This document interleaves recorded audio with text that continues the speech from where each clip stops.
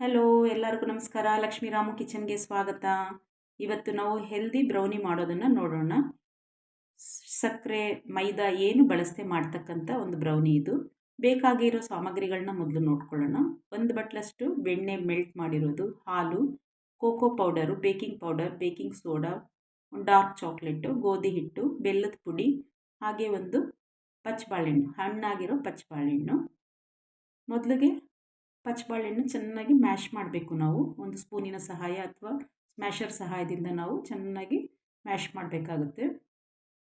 ಎಷ್ಟು ಚೆನ್ನಾಗಿ ಮ್ಯಾಶ್ ಮಾಡ್ತೀವೋ ಅಷ್ಟು ಚೆನ್ನಾಗಿರುತ್ತೆ. ನಂತರ ಒಂದು 2.5 3 ಸ್ಪೂನಷ್ಟು ಬೆಲ್ಲದ ಪುಡಿ ಸೇರಿಸ್ತಾ ಇದ್ದೀನಿ. ಇಲ್ಲಿ ಆರ್ಗ್ಯಾನಿಕ್ ಬೆಲ್ಲದ ಪುಡಿ ಸೇರಿಸ್ತಾ ಇದ್ದೀನಿ. ಇದು ಹೆಲ್ದಿ ರೆಸಿಪಿ ಆಗಿರೋದ್ರಿಂದ ಆರ್ಗ್ಯಾನಿಕ್ ಬೆಲ್ಲದ ಪುಡಿ ಬಳಸ್ತಾ ಇದ್ದೀನಿ ನಾನು. ಹಾಗೆ ನಂತರ ಒಂದು ಕಪ್ಪಷ್ಟು ಬೆಣ್ಣೆ ಮೆಲ್ಟ್ ಮಾಡಿ ಇಟ್ಕೊಂಡಿದ್ವಲ್ಲ, ಕರಗಿಸಿ ಇಟ್ಕೊಂಡಿರ್ತಕ್ಕಂಥ ಬೆಣ್ಣೆ. ಡಾರ್ಕ್ ಚಾಕ್ಲೇಟ್, 1 ಚಾಕ್ಲೇಟ್ನ ಮೆಲ್ಟ್ ಮಾಡಿ ಇಟ್ಕೋಬೇಕು. ಇದು ಒಲೆ ಮೇಲೆ ಒಂದು ಪಾತ್ರೆಲಿ ಬಿಸಿನೀರಿಟ್ಟು, ಇನ್ನೊಂದು ಪಾತ್ರೆಗೆ ನಾವು ಚಾಕ್ಲೇಟ್ನೆಲ್ಲ ಸಣ್ಣಕ್ಕೆ ಕತ್ತರಿಸಿ ಹಾಕಿ ಆ ನೀರೊಳಗಡೆ ಇಟ್ಟರೆ ಆ ಬಿಸಿ ನೀರಿನ ಶಾಖಕ್ಕೆ ಚಾಕ್ಲೇಟ್ ಎಲ್ಲ ಕರಗುತ್ತೆ. ಈ ರೀತಿ ಇಂಡೈರೆಕ್ಟಾಗಿ ನಾವು ಮೆಲ್ಟ್ ಮಾಡಿ ಚಾಕ್ಲೇಟ್ನ ಹಾಕ್ಕೋಬೇಕಾಗುತ್ತೆ. ಇಷ್ಟನ್ನು ಹಾಕಿದ ನಂತರ ಚೆನ್ನಾಗಿ ಮಿಕ್ಸ್ ಮಾಡಬೇಕು. ಇದೆಲ್ಲ ಚೆನ್ನಾಗಿ ಬೆರೆದ ನಂತರ 1 ಕಪ್ಪಷ್ಟು ಗೋಧಿ ಹಿಟ್ಟನ್ನು ತಗೋತಾ ಇದ್ದೀನಿ ನಾನಿಲ್ಲಿ. ಗೋಧಿ ಹಿಟ್ಟನ್ನು ಸೇರಿಸಿ ಸ್ವಲ್ಪ ಮಿಕ್ಸ್ ಮಾಡಬೇಕು. ಚಿಕ್ಕ ಕಪ್ಪಲ್ಲೇ ತಗೊಂಡಿದ್ದೀನಿ.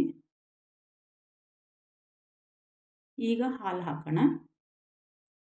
ಒಂದು ಅರ್ಧ ಕಪ್ಪಿಂದ 3/4 ಕಪ್ಪಷ್ಟು ಹಾಲು ಬೇಕಾಗುತ್ತೆ. ನೋಡಿ ತಿಕ್ನೆಸ್ ನೋಡಿಕೊಂಡು ನಾವು ಸೇರಿಸ್ಕೋಬೋದು. ಮಿಕ್ಸ್ ಮಾಡ್ತಾ ಮಾಡ್ತಾ ಕನ್ಸಿಸ್ಟೆನ್ಸಿ ಗೊತ್ತಾಗುತ್ತೆ.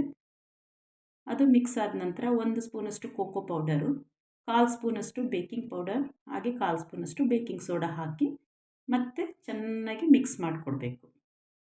ಎಷ್ಟು ಚೆನ್ನಾಗಿ ಮಿಕ್ಸ್ ಮಾಡ್ತೀವೋ ಅಷ್ಟು ಚೆನ್ನಾಗಿ ಬ್ರೌನಿ ಬರುತ್ತೆ.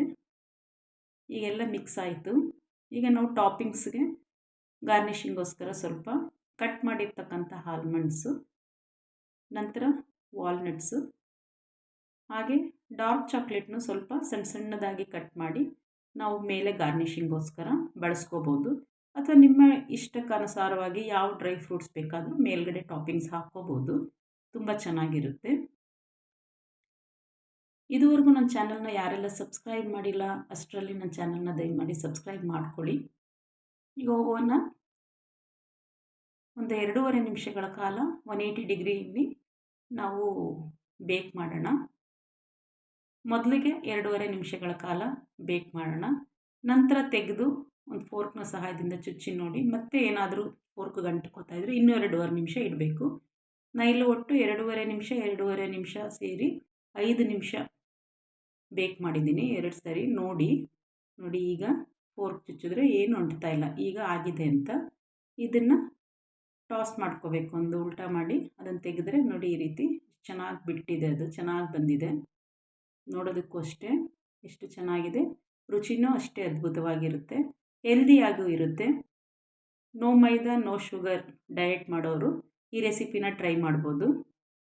ನೋಡಿ ಎಷ್ಟು ಸ್ಮೂತಾಗಿ ಬಂದಿದೆ. ಟೇಸ್ಟು ಅಷ್ಟೇ ಚೆನ್ನಾಗಿದೆ. ಬೆಲ್ಲ ಹಾಕಿದ್ದೀವಿ ನಾವು, ಆರ್ಗ್ಯಾನಿಕ್ ಬೆಲ್ಲ ಹಾಕಿರೋದ್ರಿಂದ ಸ್ವೀಟ್ನೆಸ್ಸು ಇರುತ್ತೆ. ನೋಡಿ ಎಲ್ಲ ಒಮ್ಮೆ ನಿಮ್ಮ ಮನೆಗಳಲ್ಲಿ ಮಾಡ್ಕೊಳ್ಳಿ ಹೆಲ್ದಿ ರೆಸಿಪಿ. ಇನ್ನೊಂದು ಹೊಸ ರೆಸಿಪಿಯೊಂದಿಗೆ ಮುಂದಿನ ವಿಡಿಯೋದಲ್ಲಿ ಭೇಟಿಯಾಗೋಣ. Thank you.